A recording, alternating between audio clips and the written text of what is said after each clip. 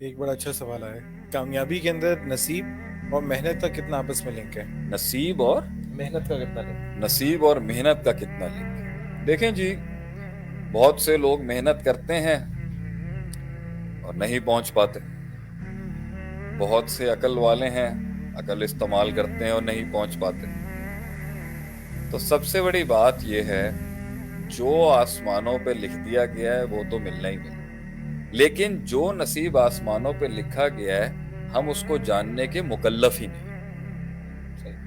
میری زندگی میں کتنی لمٹ لکھی ہوئی ہے یہ آسمان پہ ڈن ہے، لیکن میں جب تک کہ انیشیٹیوز نہیں لوں گا تب تک میں جب تک فیصلے نہیں کروں گا مجھے اپنا نصیب پتہ نہیں چلے گا. اس لیے نصیب جاننے کے لیے فیصلے کرنا لازم.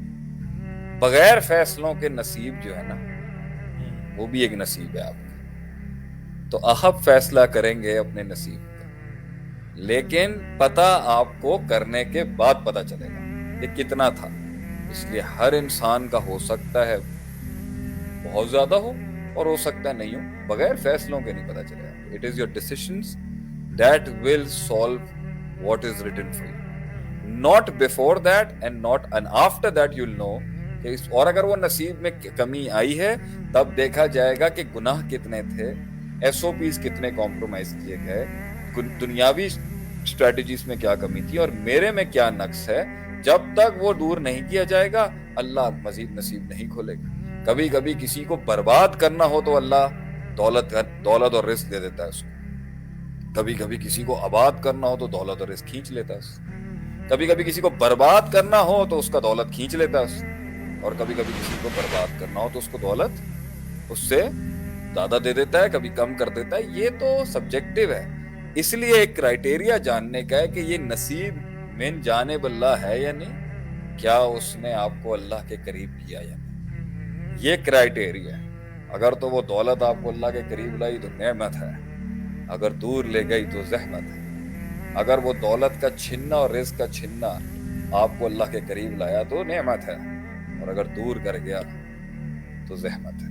فیصلہ فیصلوں کے بعد کیا جائے.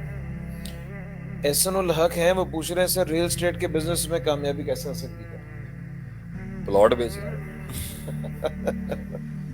بیچیں، انویسٹ کریں یا پلاٹ بیچیں اور اس کے بیچ میں بچت ہوگی اس کو پھر لگائیں کہیں. ریئل اسٹیٹ ہو، کانسیپٹ بیچنا ہو، پروڈکٹ بیچنا ہو، بات تو ایک ہی. اب آپ نے ان ڈیپتھ چاہیے تو اس کے لیے آپ کو آنا پڑے گا بات کرنے کے لیے.